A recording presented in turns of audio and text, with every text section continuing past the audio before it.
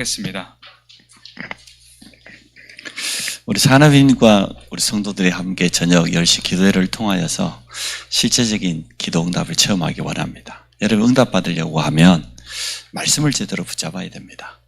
말씀을 가장 먼저 제가 생각할 때는 제일 중요한 게 묵상인 것 같아요. 말씀을 묵상해야 됩니다. 말씀을 묵상하면 어떻게 됩니까?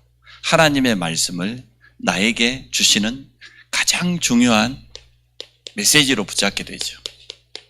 하나님의 말씀 그대로 있는 게 아니라 메시지로 붙잡아져야 돼요. 그러면 중요한 하나님의 음성을 듣게 되는 거죠. 하나님의 음성을 듣게 되어지면 내 삶 속에 적용할 수 있는 기도 제목들이 발견됩니다. 또 어떤 부분은 내가 좀 이 부분은 갱신해야 되겠구나, 좀 바꿔야 되겠구나, 이렇게 말씀이 되게 깨달아져야 돼요. 이게 얼마나 큰 축복입니까? 내가 하나님의 말씀을 묵상하는 가운데 희생제사의 중요한 그리스도로 말미암아 내 개인의 무능이 치유되고 우리 가정 문제가 해결되고 현장에는 해답을 주고 치유하는 역사가 일어난다. 이거 가지고 내 자신에게 적용해보고 우리 가정에 적용해보면 응답받을 부분들이 굉장히 많죠. 이것을 우리는 다른 말로 기도 제목이라고도 표현합니다. 이렇게 기도 제목을 붙잡는 것이 가장 좋겠죠. 내 마음대로 기도 제목을 잡는 게 아니고 하나님의 말씀이 내게 들려졌으니까 그 말씀 가지고 깊이 묵상하는 가운데 내 개인에게 깨달음이 오고 내 개인에게 적용이 오고 갱신할 부분이 바뀌어지고 찾아지고. 여러분 그런 시간 가지고 있습니까? 이렇게 하셔야 돼요. 그래야 하나님의 말씀이 이거 가지고 이제는 집중 속으로 들어가겠죠. 우리가 지금 저녁 10시마다 산업인들을 중심으로 해서 지금 기도 모임을 시작하고 있는데 거기에 올라오는 기도 제목들 많이 있습니다만은 일단 여러분 주일 강단 말씀 가지고 꼭 묵상해 보세요. 묵상해 보시면 여러분에게 반드시 적용할 부분이 있습니다. 내가 이 부분은 조금 내가 바꿔야 되겠다 찾아집니다. 기도 제목을 잡기 어렵지 않습니다. 기도 제목이 없습니까? 여러분 응답이 없는 겁니다. 기도 제목을 못 찾는 겁니까? 신앙생활 제대로 못하고 있는 겁니다. 기도 제목이 분명하다? 말씀이 있다는 것은 올바른 기도 제목을 채워도 잡는 거예요. 기도 제목을 잡든지 미션을 잡는 게 말씀을 잡은 것이지 내게 지금 미션이 없다, 기도 제목이 없다, 그 사람 말씀 안 잡는 겁니다. 신앙생활 제대로 하는 거 아닙니다.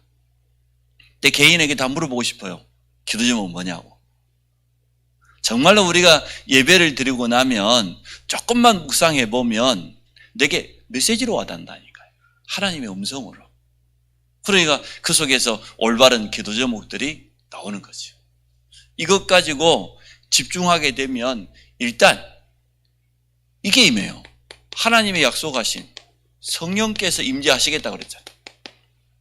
성령은 하나님의 능력인데 성령이 임하면 어떻게 됩니까? 이거는 하나님 주시는 힘이요, 능력이요, 지혜입니다. 하나님 주신 힘을 얻어야 될 것 아닙니까? 성도가 하나님 주신 지혜를 얻어야 될 것 아니에요.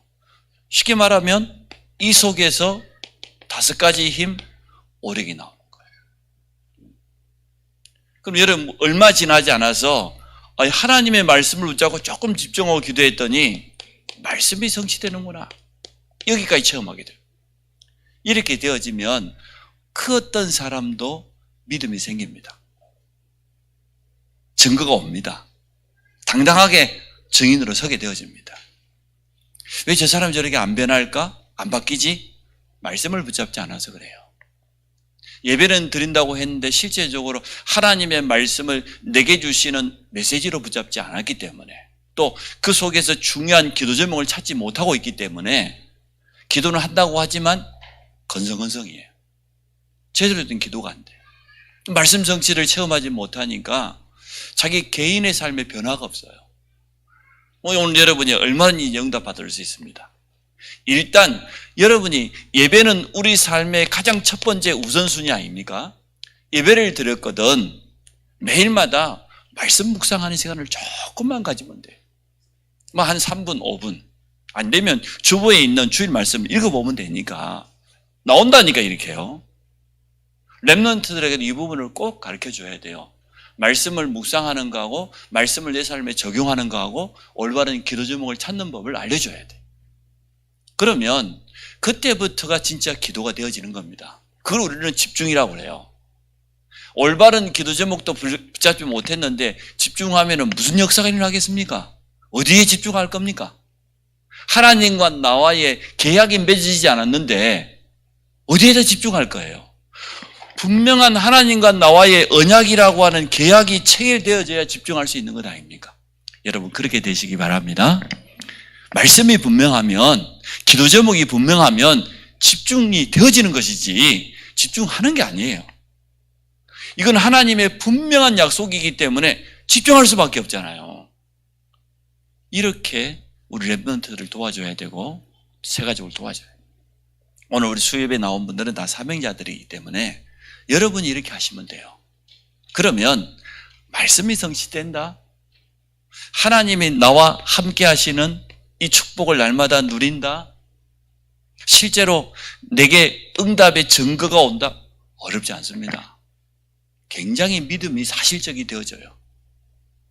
많은 사람 앞에 말할 수 있는 증인으로 서게 되어집니다. 오늘 우리 수협에 나온 우리 사명자들은 꼭 이렇게 한번 해보시기 바랍니다. 이것을 조금이라만 기록으로 남겨놓으면 굉장히 증인문서 됩니다. 후대들에게 남길 수 있는 전도에 또 굉장히 중요한 언약의 흐름이 될 수 있습니다. 어차피 우리 저녁 10시마다 우리 산업인들과 성도님들이 기도하시니까 제가 기도 제목을 좀 드리려고 합니다. 10월 한 달 동안은 제가 매 주일마다 출타합니다. 오전 예배 드리고 나면 바로 출타합니다. 이번 주에도 대구 은혜교회 갔는데 오후 3시까지 오라 그래서 가니라고 애를 먹었어요. 차는 여주가 있어 놓으니까 차는 뭐 막히지. 별 수 있습니까? 자가용 버리고 갔다니까. 아예 카니발 타고. 두 사람이서 그냥 막 불법을 저지르면서 전용선을 막 비가 오니까 얼마나 좋은지 감사하더라고. 비 안 오면 저기서 못 할 건데 비가 오니까 모르겠어. 안 보이는 것 같아. 두 사람이 탔는지 10사람이 탔는데 그냥 막 달려갔어요. 막 청주까지 그냥. 어쩔 수가 없어. 옆에는 불안해요. 가만히 있어라. 또 차가 뭐 하나 달아놨더니 150 넘게 밟으면 또 삐삐삐삐 해요. 뭐 삐삐삐 하든지 말든지 막 160, 170 막 빗속을 그냥 막 빗사이를 간 것 같아. 250km더라 대구가. 출발이 12시 10분이 훨씬 넘었는데 무슨 재주로 제가 그 밀리는 차를 갑니까? 그래서 별 수 없어. 도착해 보니까 2시 40분. 얼마나 날아갔던지. 도착했어요. 이번 또 다가오는 주일에는 저 밀리는 서울을 지금 헤치고 가야 되는데 서울 언약교회를 가야 되거든요. 그래서 이번 주일날은 또 제가 카니발 타고 갈 겁니다. 그래서 언약교회를 제가 같이 가실 분이 있어요. 미리 말씀드릴게요. 재정부장님 가족하고 건축부장님 가족. 우리 교회가 앞으로 이제는 건축을 하게 되면 어떻게 해야 되는 가서 오늘 봐야 되니까 오전사님하고 그렇게 제가 이번에는 법을 지켜 6명을 꼭 채워갖고 가겠습니다. 그래서 이번 주일날 또 2시, 거기는 또 빨리 예배 드려요. 2시까지는 가야 돼. 서울 뭐 평상시 같으면 1시간 20분이면 갈 수 있는데 주일날 쉽지가 않을 것 같아요.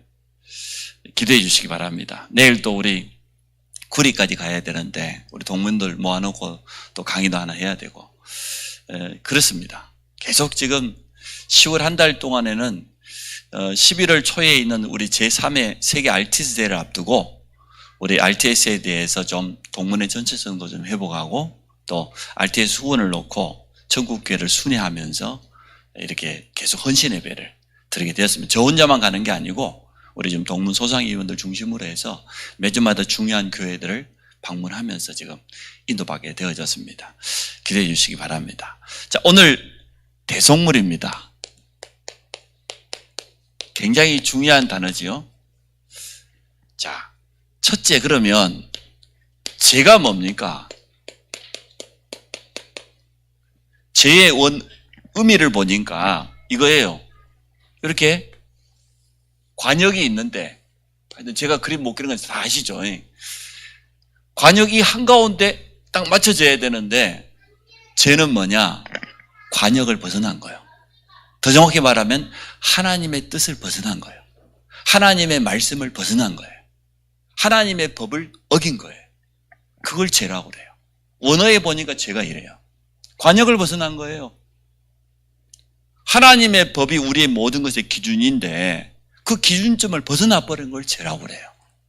그러면 죄 그러면 많이 있습니다만은 우리가 가장 잘 알고 있는 원죄, 두 번째 자범죄, 세 번째 조상의 죄. 이 세 가지로 간단히 구분할 수 있습니다. 또 사람들이 거의 중요하게 생각한 거는 이거예요. 자범죄. 쉽게 말하면 스스로 지은 죄 아닙니까? 범죄자들. 그것만 주로 죄라고 말하지 사실은 원죄, 조상의 죄 굉장히 중요하거든요. 이 부분을 너무나 모르고 있어요. 더군다나 이 원죄는 영적인 죄 아닙니까? 이 죄를 모르면 어떻게 됩니까? 자범죄는 뭐냐? 원죄의 결과로 찾아온 거예요. 이것도 마찬가지예요. 조상의 죄도. 그래서 에베소서 2장 1절에 보니까 죄와 허물로 죽었던 너희 그랬잖아요. 정확히 말하면 죄는 원죄고 허물은 이걸 말하는 거예요. 더 정확하게 좀 신학적으로 구분하자고 하면. 자, 원죄가 뭡니까? 창세기 3장 문제. 창세기 3장에 하나님이 먹지 말라고 하는 선악과를 먹고 하나님의 말씀에 불순종했지요. 그래서 아까 죄의 원어를 제가 설명했잖아요. 하나님의 법, 이 관역을 벗어난 거예요. 불순종이라. 불순종하는 순간 어떻게 됐습니까? 에베소서 2장 1절에 보니까 죄와 허물로 죽었어요. 뭐가 죽었습니까? 영이 죽었어요. 쉽게 말하면 하나님과 단절돼 버린 거예요. 이게 원죄입니다. 먹지 말라고 하는 선악과를 다 먹고 하나님의 법을 벗어나 버렸다니까요. 하나님을 떠나버린 거예요. 영이 죽어버린 거예요. 그런데 중요한 것은 이 원죄의 결과로 인하여서 모든 사람이 죄인이요 의인은 없나니 한 사람도 없다. 3장 23절에는 모든 사람이 죄를 범하였음에 하나님의 영광에 이르지 못한다. 이것을 우리는 아담의 후손이라고 합니다. 첫사람 아담이 범죄함으로 말미암아 이 원죄로 말미암아 아담의 후손 모든 인간은 하나님 떠난 죄인이다. 영적인 죽음 가운데 있어요. 더 정확히 말하면 사단에게 철저하게 장악되어 있어요. 종노릇하고 있어요. 종노릇. 근데 이게 모든 인류에게 내려오는 공통적인 죄란 말이에요. 영적인 죄가. 그래서 원죄란 말의 뜻 자체도 원래부터 있는 죄요. 영어로 보니까 오리지널이라. 신이 죄인데 오리지널 신이라. 원래부터 있는 죄예요. 원하지 않지만 모든 사람이 이런다고 성경은 되어 있어요. 한 사람도 예가 없어요. 이게 원죄입니다. 원죄 이후로 인간은 스스로 또 범죄해요. 자범죄 지어요. 스스로 어떠한 죄를 짓습니까? 많은 범죄자들 보십시오. 사실 우리가 거짓말하는 것도 죄라고 따지면 죄 아닙니까? 그죠? 그잖아요. 거짓말하고 도둑질하고 사기치고 거기다가 요즘은 보니까 폭행도 하고 살인도 하고 얼마나 범죄가 많은지. 쉽게 말하면 이 자범죄로 말미암아서 많은 인간관계에 파괴를 가져오죠. 생각해 보십시오. 살인을 했다, 이 말이 됩니까? 많은 피해자를 양산시키는 사기꾼들 얼마나 많습니까? 이번에 갔더니 그래요. 보이스피싱. 아니 가족 중에 한 명이 목사님이 급히 좀 써야 될 돈 이제 헌금 좀 해라 해서 300만 원 했대요. 그랬더니 그 다음 판에는 3천만 원 하고 왔더래. 또 두 부부가 또 믿음이 좋아하고 또 했다네. 보이스피싱이라. 제가 여러분 돈이 필요하다고 여러분 보고 돈 300만 원 헌금하라 그러겠습니까? 통장으로 보내라고 그러겠습니까? 보내니까 그 다음에는 더 간이 커갖고 3천만 원 보내라 그러겠습니까? 소장을 보내버린 거 믿음이 너무 좋아가지고. 다행히 조금 있으니 경찰이 전화가 왔더래요. 돈 3천만 원 보냈죠. 네, 보냈습니다. 이 보이스피싱하는 이 나쁜 놈이 그 통장이 경찰한테 발각되고 경찰이 모든 통장을 갖다가 묶어놓은 거예요. 네? 그런 줄도 모르고 자기가 기억하고 있는 그 통장 번호를 갖다가 보내버린 거예요. 그러니까 이제 경찰이 딱 보증금 돈이 들어왔거든요. 다시 3천만 원 찾은 거예요. 참 별의별 범죄 조직이 다 있어.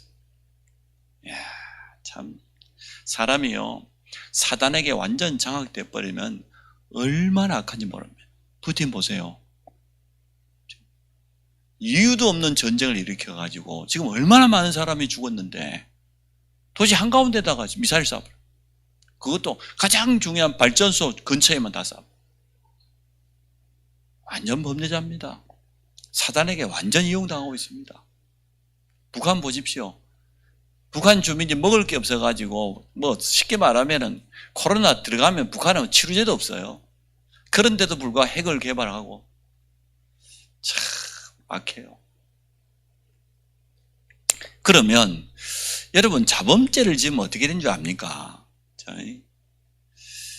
정상적인 사람이라면 또 하나님의 자녀도 자범죄 지을 수 있잖아요.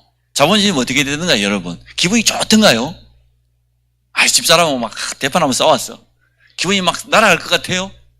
그럴 리가 없지요. 일단요, 이것은 구원받은 성도에게는 굉장히 많은 하나님의 은혜를 방해합니다. 가로막는 역할을 해요. 그럴 것 아닙니까?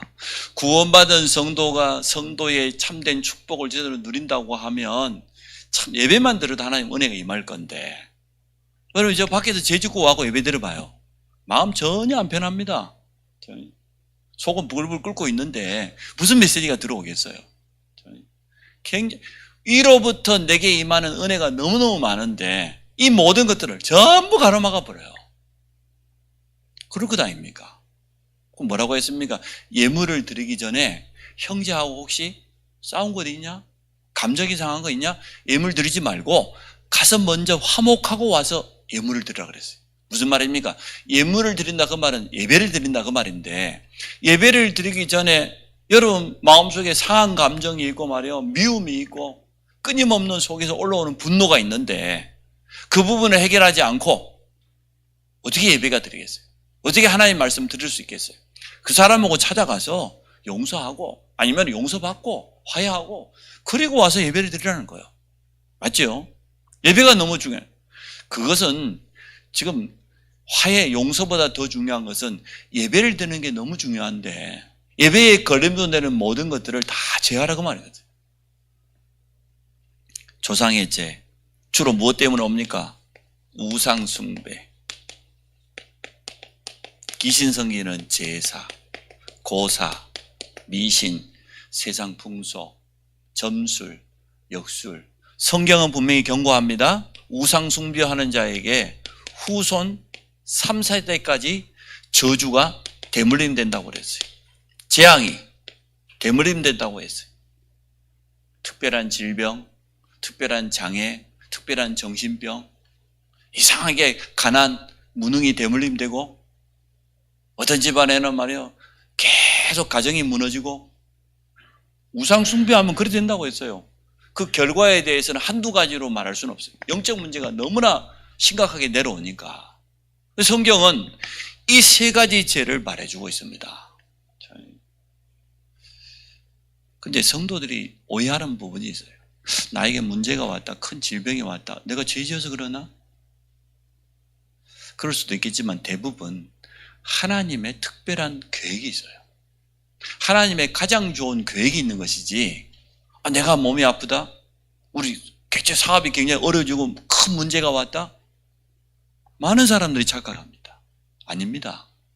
구원받은 성도에게 찾아온 모든 문제에는 하나님의 분명하고도 특별한 계획이 있습니다. 그거 찾으면 돼요. 그러면 자, 구약 시대에는 어떻게 제 문제를 해결했습니까? 그게 제사입니다. 다른 말로 하면 예배지요. 예, 성경이 우리에게 말해주고 있으니까 창세기 3장 15절에 여자의 후손을 약속하셨어요. 여자의 후손이 오면 우리 인간에게 원죄를 가져다 준 모든 사단의 권세를 깨뜨릴 것이다. 완전 결박할 것이다. 약속했어요. 창세기 3장 15절에. 이걸 우리는 메시아라고 하죠. 메시아 언약. 아담의 후손은 모두가 원죄 아래 있기 때문에 죄 없는 여자의 후손을 보내주겠다. 여자의 후손이 오면 사단의 권세를, 머리를 깨뜨릴 것이다. 방법까지 알려줬어요. 창세기 3장 21절. 가죽옷. 가죽을 가지고 있는 짐승이 희생을 대신 당한 거죠. 성경은 우리에게 분명히 말해줍니다. 방법까지도. 하나님 떠난 이 원죄는 다른 방법으로는 절대 해결되지 않아요. 반드시 피해 방법으로만 해결돼요. 피 흘림이 없이는 절대로 안 돼. 그 방법이 피해요. 구약의 모든 제사는 피해배입니다. 이걸 조금 더 구체적으로 말해주고 있는 게 그게 바로 출애굽기 3장 18절의 희생제사입니다. 희생제사, 희생제물. 희생이란 말은 뭐예요? 희생을 당했다 그 말인데 내가 죽어야 되는데 내가 저주받아야 되는데 나를 대신해서 희생당했다 그래서 희생제사라 그래요. 이스라엘 백성이 출애굽해가지고 지금 가야 되는데 뭐 하기 위해서? 희생제사를 드리기 위해서. 목적지는 물론 가나안입니다. 메시아가 오실 땅 가나안. 그런데 이 사건이 언제 일어났습니까? 6월절 날 그대로 일어났잖아요. 6월절 죄 없는 어린 양을 잡아가지고 그 피를 문서주에 밟았는데 어떤 일이 났습니까? 희생제물되는 어린 양의 피입니다. 어린 양의 피를 발랐는데 430년 모든 애굽의 저주, 노예된 여기에서 해방되어 버렸어요. 사단의 손에서 해방된 것처럼 바로왕의 손에서 완전 빠져나와 버렸어요. 영적인 분명한 메시지를 주는 거지요. 그래서 구약에 가장 중요한 것은 메시아 사상입니다. 아담의 후손은 다 죄인이기 때문에 여자의 후손 메시아를 보내주겠다는 거예요. 그 방법이 뭐냐? 피해 방법이요. 메시아 오실 때까지는 희생제사를 드려야 돼요. 그래서 성경에서 이 제사법에 대해 가장 잘 나와 있는 데가 레위기인데 이 레위기 전체가 뭐냐? 피해배예요. 피해배. 다른 예배로는 안 돼. 왜 피해배냐? 히브리서 9장 22절에 피 흘림이 없이는 절대로 죄 용서함이 없기 때문에 피 흘려야만 죄가 용서가 돼요. 사함을 얻게 돼 있어요. 구약은 이걸 말해주고 있습니다. 우리의 죄가 물론 이렇게 세 가지로 구분했습니다만은 뭐 더 구분할 수도 있겠지요. 그러나 근본적인 죄는 뭐냐? 원죄입니다. 창세기 3장입니다. 이 문제를 해결하기 위해서 구약의 모든 예배 때마다 희생제물을 드렸다. 죄 없는 양이 희생을 당했다니까요. 죄 없는 소가, 염소가. 가난한 사람은 새를 잡았어. 비둘기를 들여서라도. 흠없는 양을 잡았어. 근데 오늘 우리가 대속물 그랬는데 이제는 실체 대신은 대속물의 주인공 되시는 예수 그리스도가 오신 겁니다. 자, 오늘 성경대로 우리가 한번 볼게요. 오늘 마가복음 10장 45절에 보니까 인자가 온 것은 인자는 예수 그리스도 자신을 말합니다. 내가 온 것은 섬김을 받으려 함이 아니요 도리어 섬기려 하고 그랬죠. 구약의 모든 예언된 것처럼 약속된 것처럼 메시아를 보내주겠다 약속했는데 창세기 3장 20절 여자의 후손을 보내주겠다 약속했는데 희생제물의 주인공이 오실까 약속했는데 그 하나님의 모든 예언 약속이 지금 성취되는 그런 시간이다. 인자가 온 것은 내가 온 것은 뭐냐? 창세기 3장 15절에 예언되었던 그 여자의 후손이 내가 바로 내다. 출애굽기 3장 18절에 예언된 그 희생 제물의 주인공이 바로 나다. 이사야 7장 14절에 임마누엘의 주인공이 바로 나다는 거예요. 구약의 모든 예언을 성취하는 그 단어예요, 지금. 그 시간표란 말이에요. 제자들은 관심이 다른 데 있습니다. 세베대의 두 아들 야고보와 요한이 주님께 말합니다. 주님은 지금 십자가 사건과 부활에 대해서 세 번째 말해줬어요.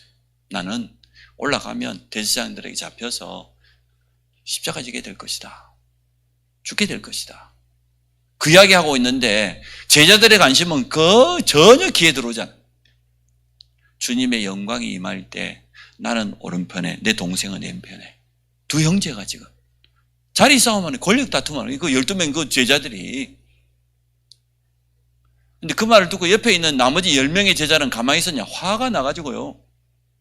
관심이 똑같아. 제자들의 관심은 지금 십자가도 아니야.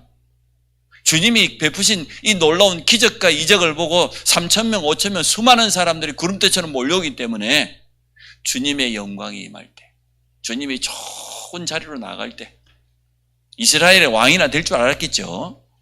그때 되면 나는 오른쪽에 국무총리, 내 동생은 왼쪽에. 차리. 그게 제자들의 관심이에요. 주님의 관심은 뭡니까? 목자 없는 양과 같이 유리방황하는 저 현장.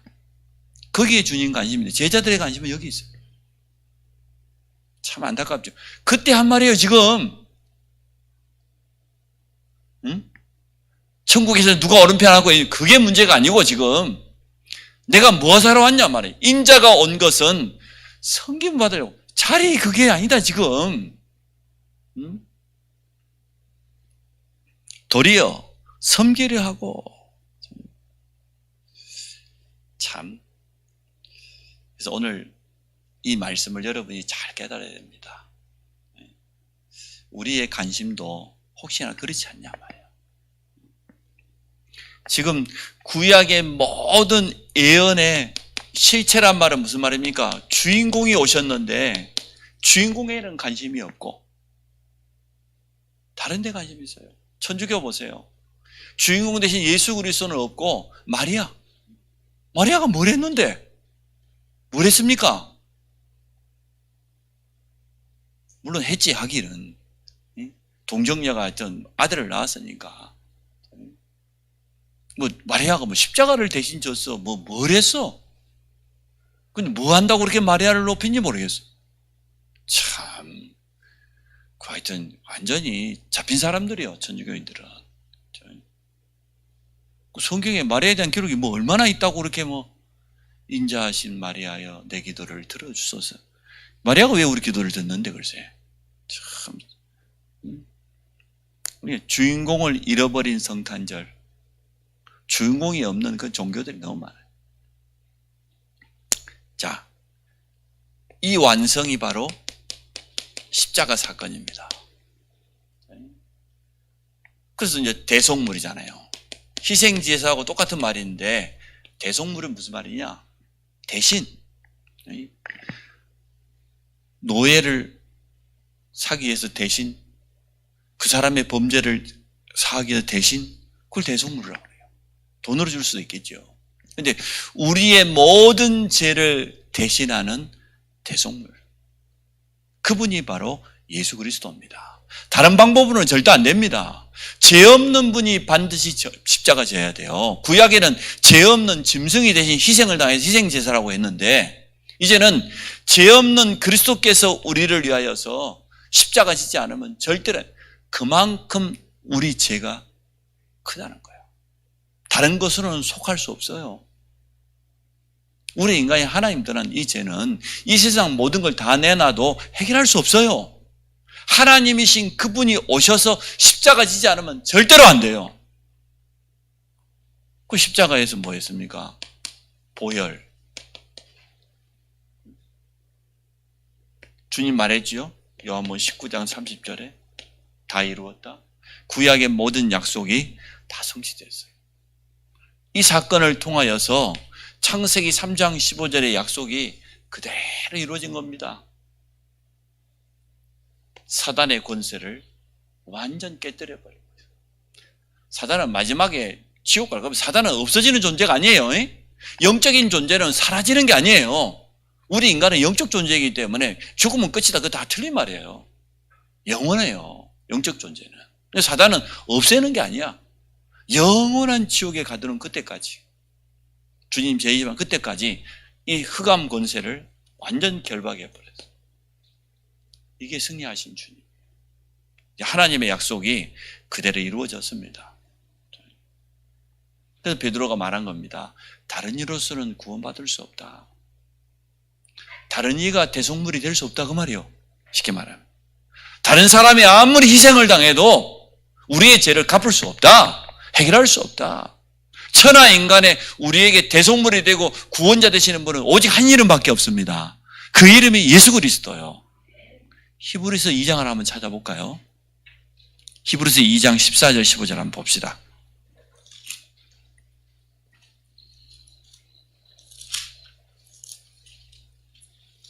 제가 가진 성경으로는 355페이지인데요. 14절 15절 같이 읽어봅시다. 시작. 자녀들은 혈과 육에 속하였음에 그가 또 한 같은 모양으로 혈과 육을 함께 지니심은 죽음을 통하여 죽음의 세력을 잡은 자 마귀를 멸하시며 또 죽기를 무서워함으로 한평생 매여 종노릇하는 모든 자들을 놓아주려 하심이니. 그리스도의 죽음을 통하여서 죽음의 세력 잡은 자 마귀를 멸하시고, 맞지요? 그게 십자가와 부활이에요. 15절에 보니까 또 죽기를 무서워 일평생 동안 매여가지고 종노릇하고 있어요. 그들을 놓아주려고, 해방시켜 주시려고 그리스도께서 대속물이 되신 겁니다. 끝난 거예요. 주일날 말씀드렸던 것처럼 대속물 되신 그리스도로 말미암아 우리가 얻어야 될 분명한 응답이 있습니다. 내 개인의 문제, 내 개인이 가지고 있는 영적 문제, 무능, 무기력, 한계 치유받을 수 있습니다. 또 치유받아야 되고, 또 우리 가정이 가지고 있는 문제, 끊임없는 분쟁과 가난과 영적 문제의 대물림 바꿔야 돼요. 흐름을 바꿔버려야지. 완전 복음 문화로. 대속물 되신 그리스도로 말미암아 여러분이 정말 깨닫고 기도한다고 하면 우리 개인이 가지고 있는 모든 한계와 연약함을 치유받을 수 있습니다.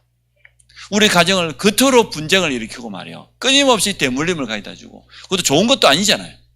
영적 문제를 계속해서 대물림 가져다 주고, 이 흑암의 통로를, 저주의 통로를 무너뜨릴 수 있습니다. 현장에 있는 모든 사람들에게 해답을 줄 수 있습니다. 해답을 줘야 안 되겠습니까? 현장에 있는 사람을 실제로 치유할 수 있습니다. 대속물 대신 그리스도가 올바로 증거된다고 하면, 이 복음이 올바로 선포된다고 하면, 그런데 이 대속물 대신 그리스도가 증거되는 게 아니고요, 자꾸만요 바르게 살아라, 열심히 살아라, 선하게 살아라, 이걸 강조해요. 행사를 똑바로 해야지. 원죄에 빠진 인간이 어떻게 행사를 똑바로 합니까? 그리스도로, 대속물 대신 그리스도로 충만해져야 돼요. 그분이 나의 모든 죄와 저주를 끝내버렸단 말이에요. 여기에 확신과 감사와 기쁨이 넘쳐야 그 영적인 힘이 있어야 이기는 것이지. 그 영적인 힘 없는데 바르게 살려고 얼마나 애를 써야 될까요? 힘들지요. 신앙생활이 고통이라. 내가 해야 되니까. 주님이 다 끝냈는데 다 이루었다고 했잖아요. 내가 하려고 하니까 얼마나 힘들어요. 복음이 제대로 들어가면 영적인 힘을 얻게 됩니다. 영적인 힘 얻으면 삶은 따라오게 돼 있습니다. 가만 놔둬도요 바뀌게 돼 있어요. 자꾸만 이 정확한 이 원색적인 복음만 선포하지 못하도록 자꾸 다른 걸 주장합니다. 일반인이 듣기도 좋아요. 훨씬 매력이 있어요. 예수님은 우리가 바르게 해야지. 맞는 말이죠. 바르게 하는 게 뭔데요? 하나님을 만나고 하나님을 누리는 게 바르게 하는 거예요. 그거 아닌 나머지는 전부 바르게 하는 게 아니에요. 사단은 이렇게 교묘하게 복음만 증거되지 못하도록 합니다. 그래서 우리는 오직 복음 붙잡고 끝까지 승리하기를 원합니다. 대속물 대신 그리스도. 희생제사의 주인공인 그 똑같은 말이죠. 그 이름 가지고 여러분 승리하시기 바랍니다. 인자가 온 것은 섬김을 받으려 합니다. 도리어 섬기려 하고 자기 목숨을 많은 사람을 위한 대속물로 주기 위하면 완성되어 버렸어요. 그 비밀을 가지고 기도하시다가 영적으로 힘을 얻으시기 바랍니다. 정말 우리 가정의 흐름을 바꾸시기 바랍니다. 현장에 해답을 주시고 치유하시기 바랍니다. 이 언약 제대로 붙잡는다고 하면 우리 가정에 막 그동안 시달렸던 거 어려움 다 분명히 해결돼요. 정확하게 붙잡고 기도한다고 하면. 하나님, 독생자까지 아낌없이 우리를 위해 대속물로 보내심을 감사를 드립니다. 이 비밀을 가지고 날마다 누리게 하여 주시고 또 이 비밀을 가지고 증거를 얻으며 현장에 전달하는 자가 되도록 축복하여 주옵소서. 예수 그리스도 이름으로 기도합니다.